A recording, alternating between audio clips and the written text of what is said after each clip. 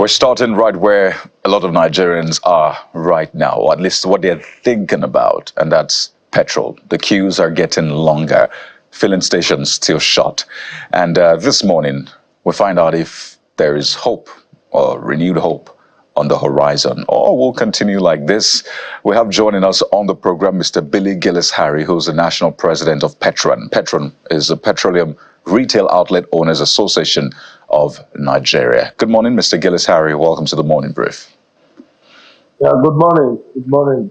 And, well, just to break it down for Nigerians, a good number of filling stations you want to buy petrol from are members of Petrol. So this is at the heart of this conversation. That's why we're speaking with Mr. Gillis-Harry. So let me start from the big one, the elephant in the room. Right after the NNPC Limited admitted to being in debt, cash traps, whatever term we want to use for it, over $6 billion owed suppliers. What a lot of people thought was, oh my goodness, this is going to make the already bad situation even worse. So I'd like you to speak to us right after that admittance, which you probably knew already because you're very big in that sector. Is that making the situation worse or better? Well, first of all, it's a great effort, I think, by NNPC to come out, communicate as clearly as they have done. And this is what we have advised, several times, a long time ago, that anything that needs to be done in this sector should be transparently communicated. So that way, people don't guess and get it done.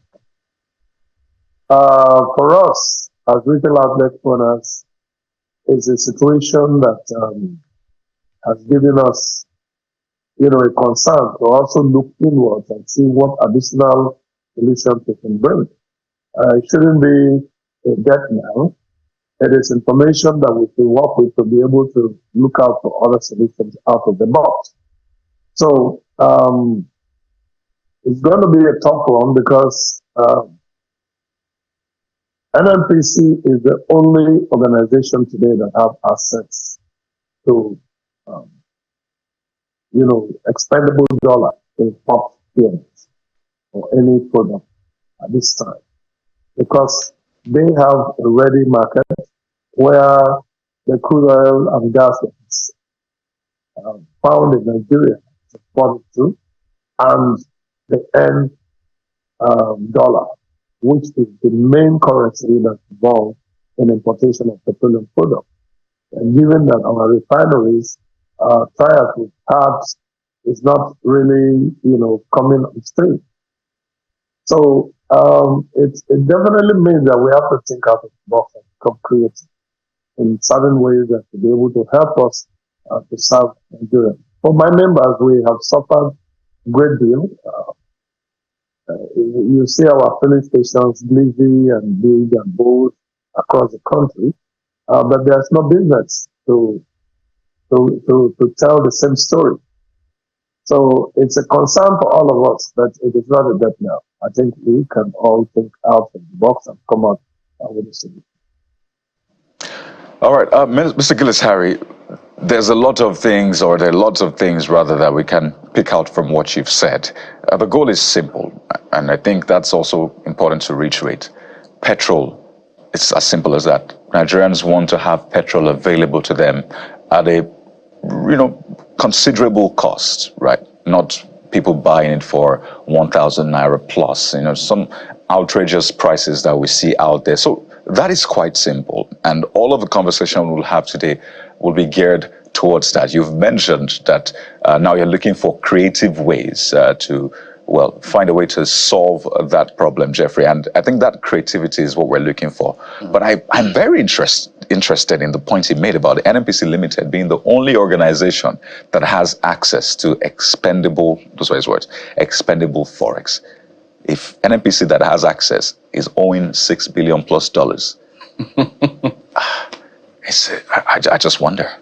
That's why we say sometimes with the NNPC is like the more you look in certain things, the less you see. On one hand, he said that they've done the right thing by acknowledging that meeting, some of us are still not impressed, because if you look at the tone of that statement, they did not admit. They just used the word "we've acknowledged" in national dailies and then began to smartly put words together. So I don't know why all of that is still a thing for them to come clean as to what they are doing with all of this. Mr. Glisaris, let me bring you. I was talking to Kaida and I said that I know you had commended the NNPCL for coming out with that last statement, but even with the last statement, they were tactical. They were not brutally honest as they should be. We are in trouble. They just were smart with their words. So that's why even when the NNPCL is doing anything right, it looks like people don't even believe them, because on one hand, you denied yesterday and then tomorrow you're tactically saying we have an issue and it's been back and forth. But at the end of the day, for the Nigerian, they just want to see fuel. They want to see cheaper fuel. I was coming down, I listened to the radio. People are screaming, I bought for 900 and something, 1,000 something, and all of this. So that question about whether this is another backdoor to increasing pump price of fuel is also on the front burner. But my question to you will be, if you're saying that NNPC is the only one that has access to capacity and all of this to be able to import fuel, where does that leave us? Because the NNPC is in huge debt. Although they say they are paying, they open the credit line, they are paying first come, first serve basis. But we have a problem. So if they are the ones with the biggest vote and this is happening to them, what does that leave all of us? Recall that when the deregulation regime set in 2023, some members who have access to Forex, were also importing. And of course, the reason why they stopped was you cannot land products, maybe within the range of $1 per liter, and then you are trying to sell it for about 30 cents or 50 cents. So there could be business arrangements with refineries and owners, of trading companies that could also come to the rescue. So Nigeria is such a very big country and very creative, and I know that a lot of Nigerians are already working the numbers and working different ways on how that can be, including Petrol. Petrol is also putting together a couple of ideas that will aggregate funds and see how that in itself could become a solution. So yes, NNPC has the capacity. Incidentally, we are here where we're here. We hope that we can hurriedly walk this rope and get out of it. But yes, I do agree that when information is given, they should be brutally frank so that we know exactly where we stand. But like I said, it is not a death knell. We can look out for ways on how we can make this happen better. So what does that mean explicitly then, looking for ways to make it better? What that means is that a lot of us are looking for solutions on how we can be able to contribute. And Petrol is in the forefront of that. I know that a lot of other sister organizations that have much more bigger capacity than Petrol is also doing the same thing. Pardon me, Mr. Gilisari. So, I understand that point. So what I mean is this. The problem is that NNPCL or NNPC Limited, as the case may be, they've said we're owing over $6 billion, almost $7 billion. Suppliers, that we're owing suppliers, so they're meant to give us products, petrol. We'll talk about the refining capacity later on. So they're meant to give us petrol, but because we're owing, we're not able to get that petrol from them. In fact, it's been reported that some of them are even close by already, but they don't want to give the product because of the debt. Whether or not that is true is another thing entirely. So are you saying that in that creative manner, Petrol wants to now come in and say, for example, we have this $1 billion, right, that we've been able to get. How about we get the product and deliver to the people? What does that creativity mean? Do you want to get into the exporting now? Is that something you think will help? Or what exactly are we thinking about creatively? There are so many things that Nigeria can do actually to get tradable dollar, which we have left for decades. Our agricultural sector which sustained this country for several decades in the early days of our independence. We needed to get back to that. And of course, right now, there is a very strong need of a pharmaceutical starch across the world. And Nigeria is a very fertile ground to also grow cassava and also maize.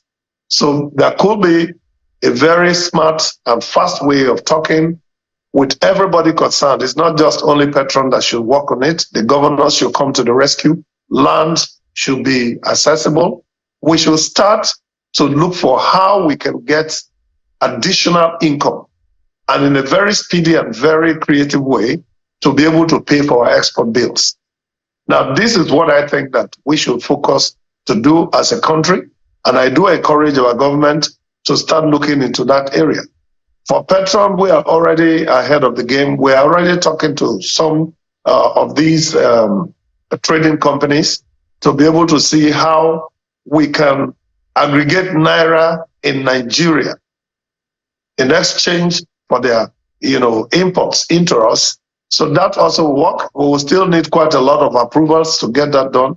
But some of our members already have import licenses, which have been dormant due to these foreign exchange challenges, and also the pricing of the petroleum product, which, like I've said earlier, there's nowhere in the world today that you can import 1 liter of product unless it is massively subsidized for less than $1. And you already know what our dollar to Naira ratio is today.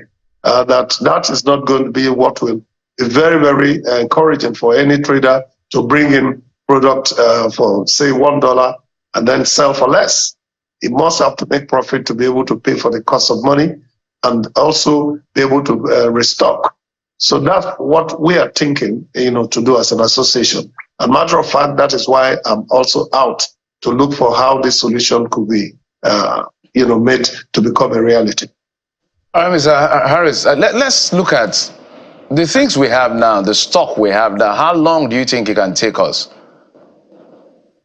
Well, I'm unable to comment on that because we have the NMDPRO that is saddled with that responsibility, and I think they should be able to clarify to Nigerians what stock we have and what. But I'm aware, as late as Saturday, that there is possibility, for NNPC to supply product to us to take onward to every part of the country. And that is why we keep encouraging NNPC to do more. It's not like, to my knowledge, it's not like they are sitting with their arms crossed. They are all thinking and racing and trying to get solutions to this problem. All we say is that let this solution be faster and let the suffering of Nigerians, be lesser. Because PMS clearly has been demonstrated as a very critical input into how our economy works daily, from generation of power to mobility to simple things like even hairdressing. So we need to make sure that we have product available. So let's also speak to the issue of pricing. Maybe you can help us explain as to why the variation and the high cost. Is it because of the scarcity, or because, like Ipman would say, they are buying it at premium because NNPC, before you get to log and pay, it takes months and all the logistics issues they have.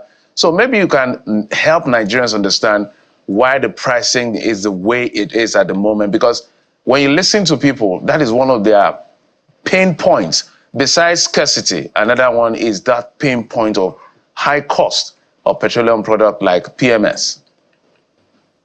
Okay, Kyle, let me just make it very simple. You are trying to buy water. There is no water in your bowl, and you're going to go out to get a water merchant of any description to bring water to you. And this gentleman or lady has to walk miles to bring the water. Will the price of the water you got just from your 1 mile radius be the same as the one you get from 10 miles? The answer certainly is no. That is what is happening.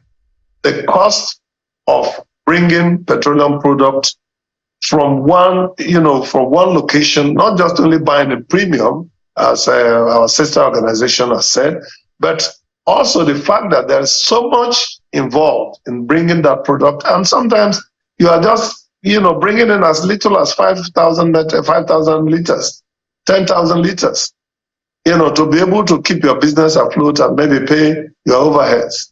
So it's so difficult to explain how that works. But the fact is, for Petrol members, we insist that wherever you get your product, please let us know that this is what it has taken for you.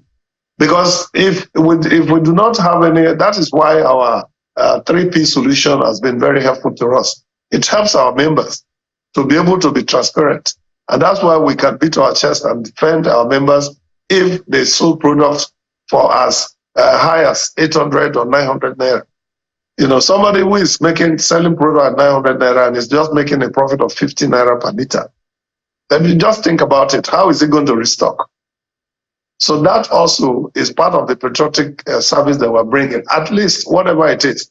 Because if you look at the dark side of it, is somebody manages to get 10 liters of that product, and then he goes around either in front of a filling station, which is illegal. We have called the security agencies to help us to send all those kind of activities out of our retail outlet areas. And then they're selling it for 14,000 naira for a 10-liter jerry can. So you can see that the stress and the mindset that most of our members have to make sure that there is genuine petroleum product, and also for your information, some of those 10 liters you buy may not be completely PMS.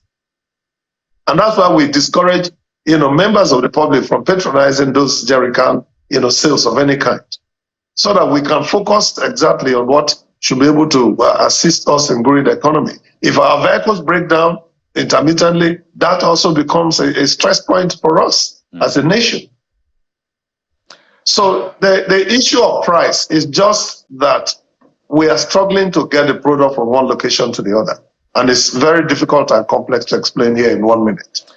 Well, sometimes you can't blame Nigerians. This is what they have access to that they will buy. If they've gone to filling stations, they're short, or the queues are kilometers long, they just might buy from those who are selling in jerry cans because they need to move. And as you said, petrol is very vital to our existence, quite literally. But if I got you correctly, you said by Saturday, the NNPC Limited is expected to give products. That's in about 4 days' time. As of last Saturday, I'm aware that they were frantically making sure that we have access, to some of the products that they have.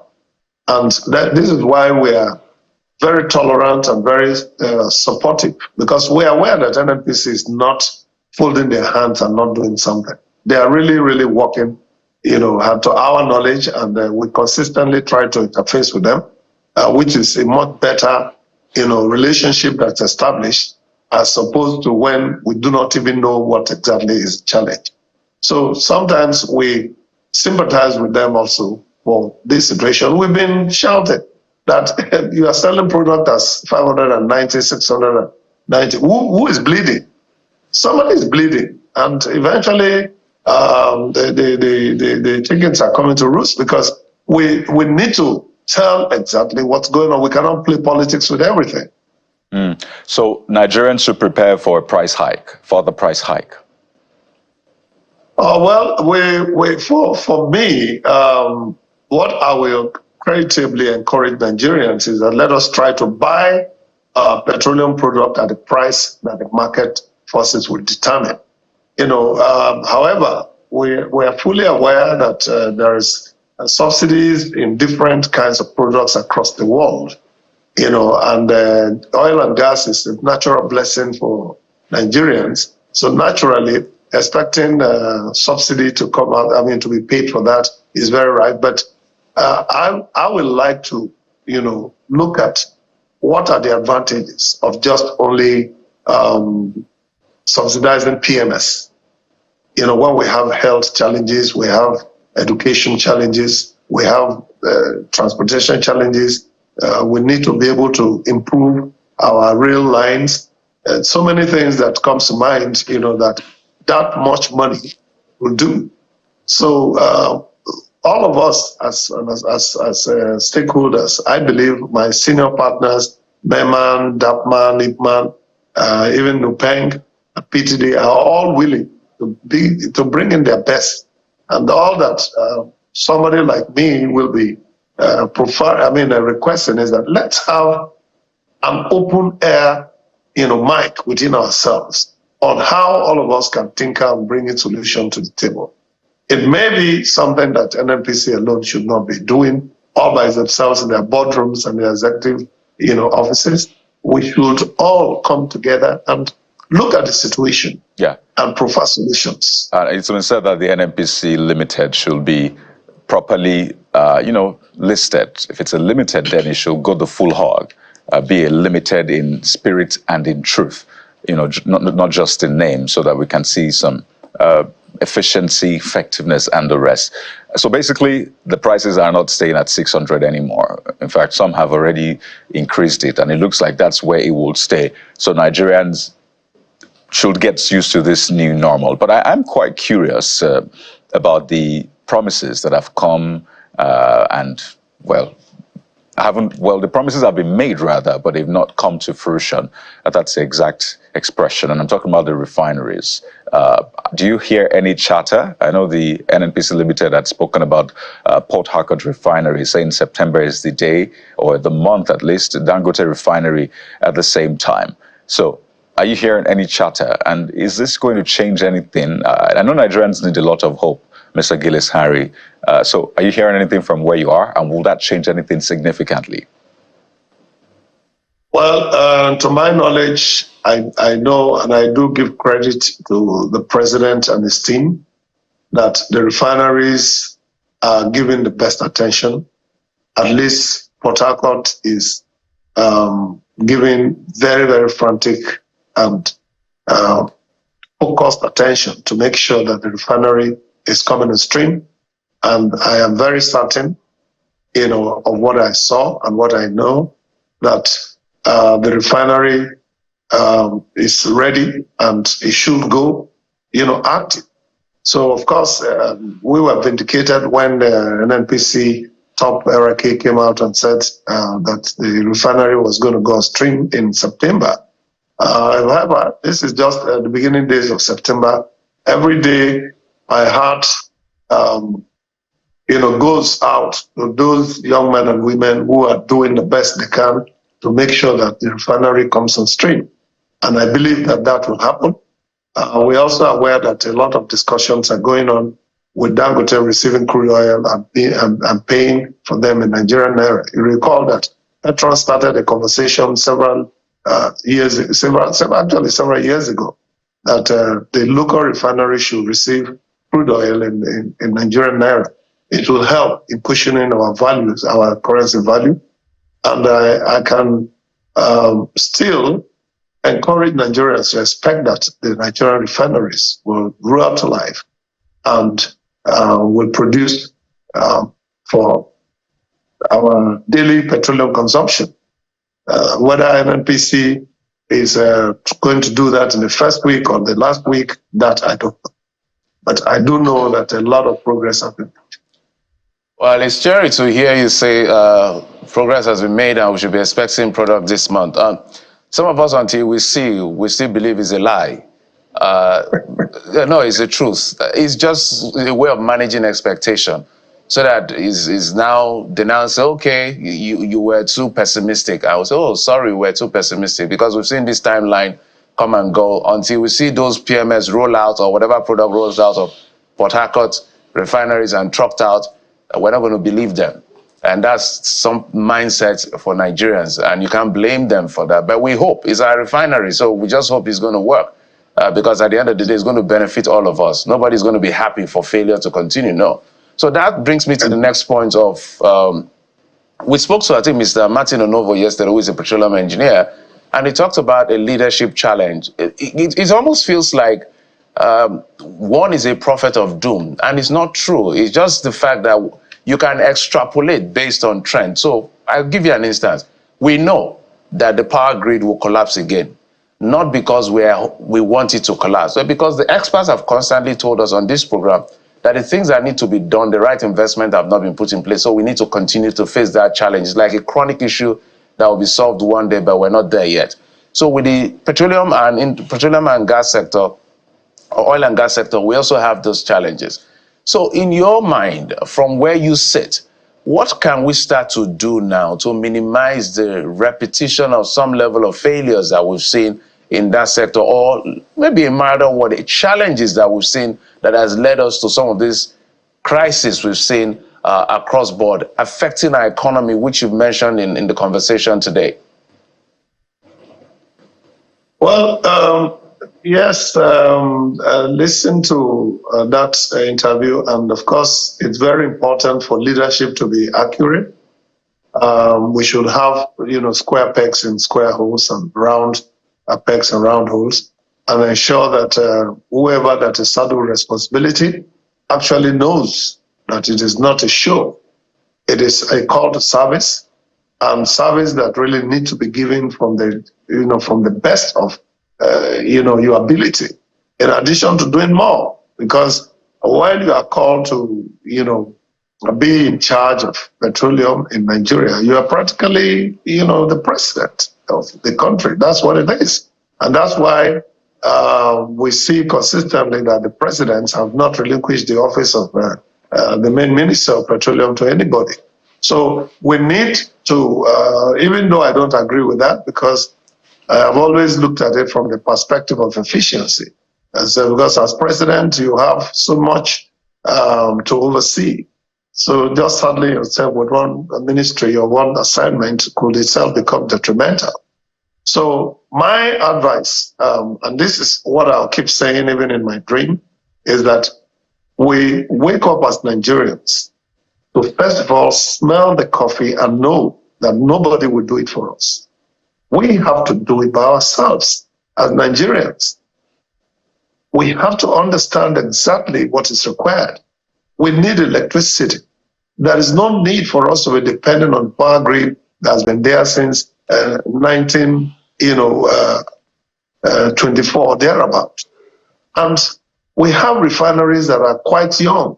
Most refineries in the world that I have gone to visit are about 80, 90 years old. Nigeria's refineries were, yes, one of them came with the Shell and all of that in the early years of our independence. But the ones that were built by our former president all came on stream in the 70s. So they are not that old. And we needed to pay attention to maintenance to make sure that these refineries were working. And today, when you go inside, when you investigate into the rot that has gone on, it will baffle you that fellow Nigerians have not done what is required to get our system working. Well, so my advice is that let the leadership procurement process be, made to be more efficient and service-driven, and very efficient service-driven, if I may emphasize. I think that's the only way we can get answers. And any other thing, because everything starts with leadership. All right. And falls with leadership. Mr. Gillis-Harry, in one word, so does that mean there should be repercussions for what Nigerians just experienced? The reality is that if there are no repercussions, there will be no corrections. All right. So every single thing that we do, we should be held accountable for it. There you go. And the concern I have is that Nigerians don't seem to be able to speak up when it is required for them to say, look, this is not correct. All right, Mr. Gillis-Harry. I'm sorry, I asked for one word, but clearly you have given us more than that. But it's important to make that point.